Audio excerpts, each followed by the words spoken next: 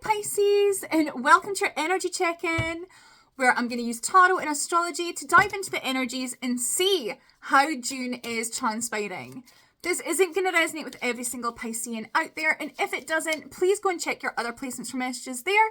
And as always, take what resonates and leave the rest. The only way to book a personal reading with me is through Instagram. My Instagram is verified. It's _witchcrafter with a wee blue tick.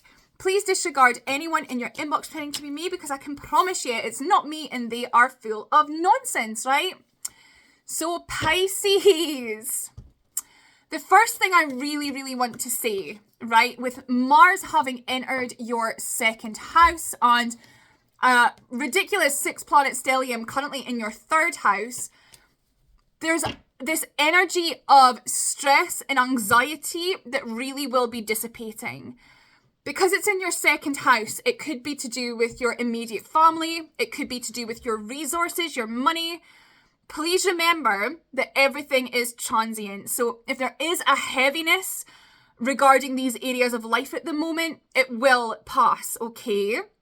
With the North Node currently being in, your sign of Pisces, there could be this feeling of your mind running away with yourself. You might be in a little bit of self-delusion, like worrying too much, stressing too much, because Rahu, the North Node, really is that energy of just constantly consuming and everything feeling really amplified, feeling really personal. So don't forget to sort of take a step back from situations and really ask yourself, like, is this a me problem?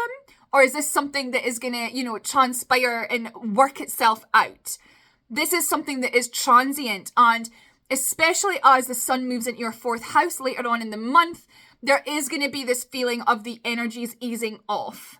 And, whatever it is that you're wanting to do, whether it could even be that you have ideas for running a business, it could be ideas for, new revenue streams that are going to be available to you. All you need is to have a little bit of self-discipline. It can be really easy to fool ourselves into thinking, oh, I'll never be able to do that, or I've got too many problems. But all we need to do is do it step by step, because with Rahu, there's that energy of just constantly going to the finish line and looking back and thinking, I'll never be able to do that. But it's all about baby steps. It's all about being disciplined with our dreams. Like making sure that our T's are crossed and our I's are dotted, that we are being regimented, that we're taking things a day at a time and, really applying everything we have into it. There might be this energy of you like going into daydreams and stuff like that, and that's not really conducive to you gaining in the long run. And the most important card here is this one, right? So the 9 of Swords is like a dark night of the soul. This is stress, this is anxiety, this is your mind running away with you.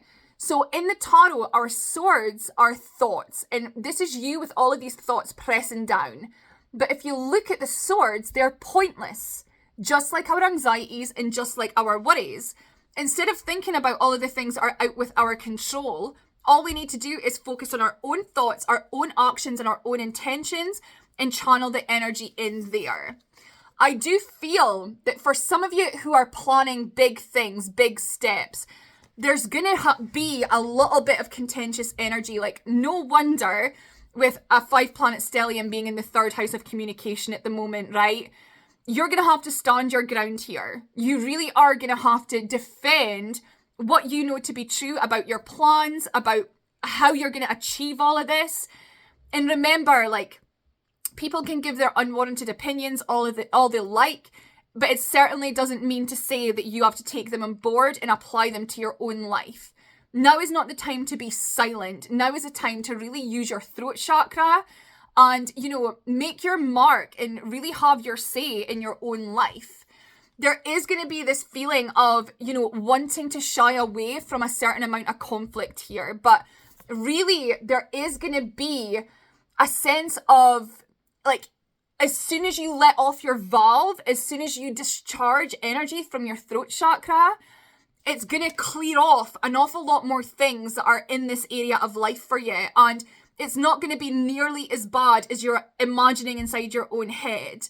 It's actually going to solidify and invite more commitments and more stability into your life. So have your say. Don't be silent this month.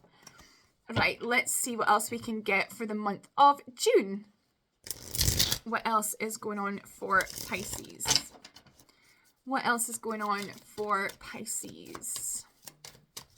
For Pisces. What did I say? Everything is transient, right?